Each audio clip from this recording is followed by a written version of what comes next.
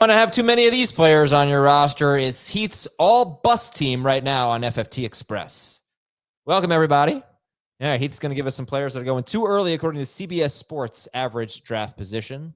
Let's start with the quarterbacks. Who's making the all-bust team?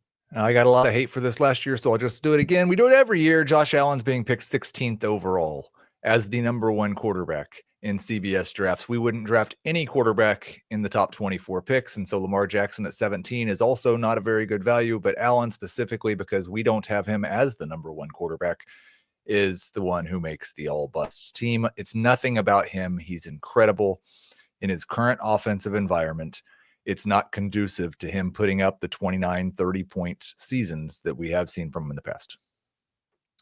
Josh Allen is not your number one quarterback, as you said. Lamar Jackson is. And when do you have? Jaden Daniels is my number one quarterback. Oh, right. I have Daniels, Lamar, and Allen back to back to back, and I have them all ranked right where Daniels is being picked.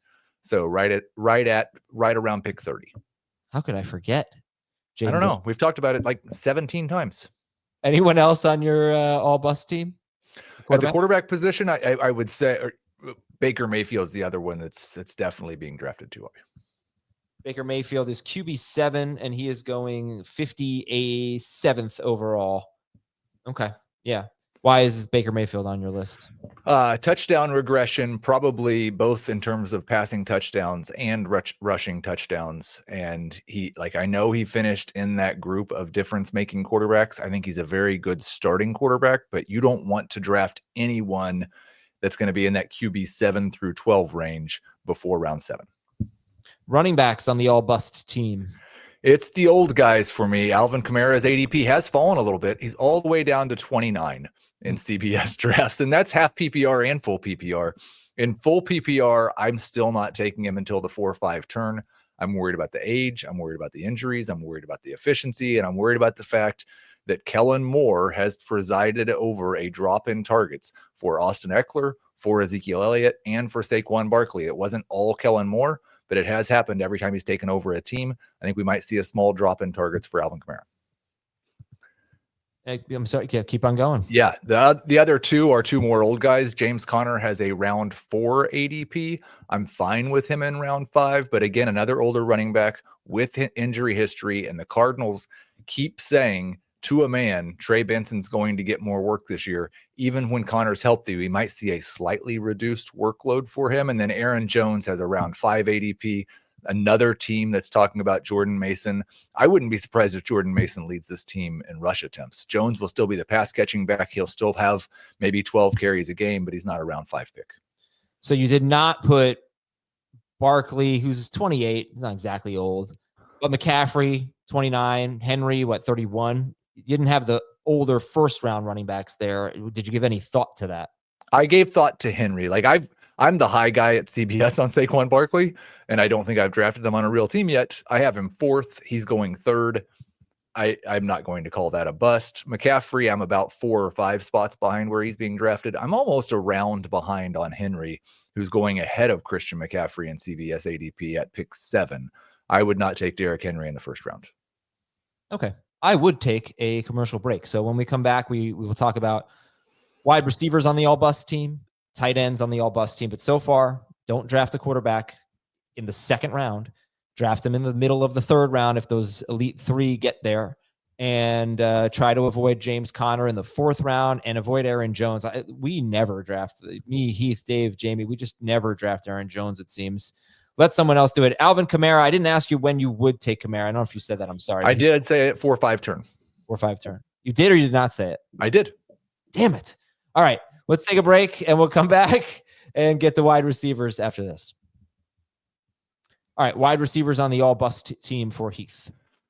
This is much more difficult using CBS ADP because they're all going lower, not almost all going lower than where I have them. I don't have Marvin Harrison Jr. as a top 24 wide receiver. He is going at least a round earlier than I think he should, and sometimes he goes at the end of round 3. I wouldn't take Harrison until the end of round 5.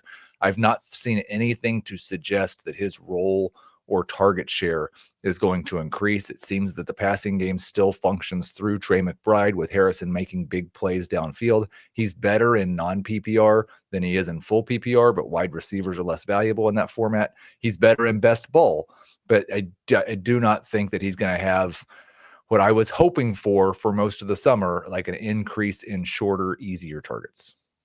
Okay. Marvin Harrison Jr. Anyone else?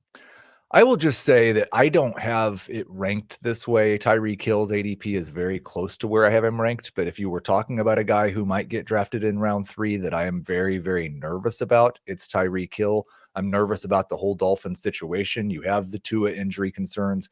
You have the fact that Hill, as an older wide receiver, was hurt last year and has been hurt throughout most of training camp, is currently working his way back towards week 1.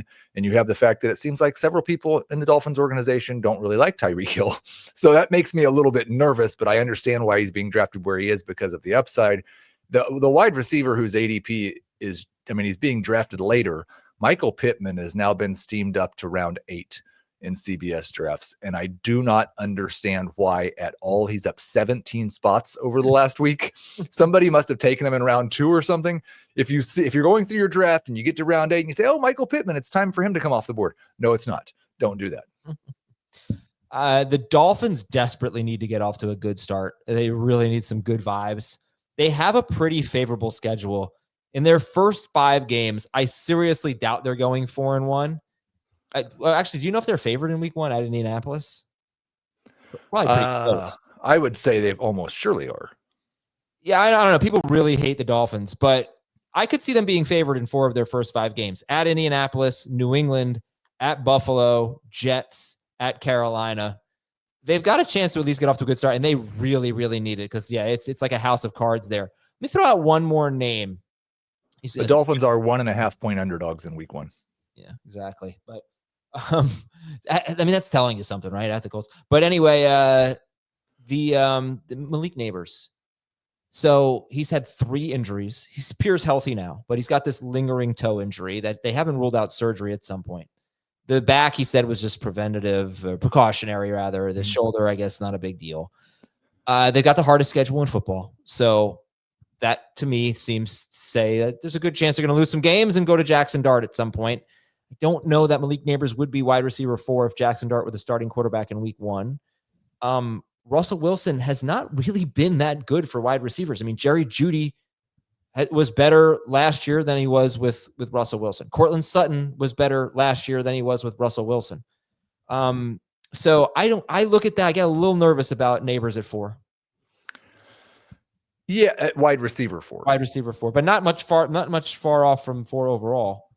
Yeah, I don't know. I think it's interesting to think about where he would be if Jackson Dart was the starting quarterback, because I think what we've seen from Dart in the preseason, we would all think that Dart's still a big upgrade over what Malik Neighbors had last year. And on a per game basis, he was wide receiver 7 last year. And we've got the Puka injury. Chris Godwin was ahead of him last year. We're not drafting him ahead of him. T. Higgins was ahead of him last year. We're not drafting him ahead of him. So I think, I understand if Malik Neighbors misses time with an injury, we will all say, well, we should have seen that coming. But if he's healthy, I don't really see much of a bust case. Who's on the all bust team at tight end? It's got to be Sam LaPorta. And it could be any tight end from that next tier that Sam LaPorta is in for me, with Njoku, with Kelsey, with Hawkinson, that is getting drafted in round 5. But LaPorta is the only one actually being drafted in round 5. So as you talked about, we don't really draft tight ends in that range. It's definitely a great or late strategy, as Jamie came up with. And so I don't want to use a round 5 pick on LaPorta. He would be the all bust tight end. Boy, I really hope that the CBS ADP is accurate for Bowers and McBride. So I've just been nervous about taking them, but if I could really get Bowers at the 2-3 turn and McBride at the 3-4 turn, oh my gosh, they would be just such layups. I hope that works out for people, but I don't think it will necessarily. But look, ADP is more indicative of ADP is ADP. It is ADP. It's just it's not their ADP is not the same on different sites. I do think, I mentioned, that the half PPR factors into that. It's anywhere where catches count for anything. So I think in half PPR, Kittle's much closer to McBride, and both Bowers and McBride take a little hit in that format. Thank you, Heath Cummings. We will be back tomorrow with another edition of Fantasy Football Today Express. See you later, everyone.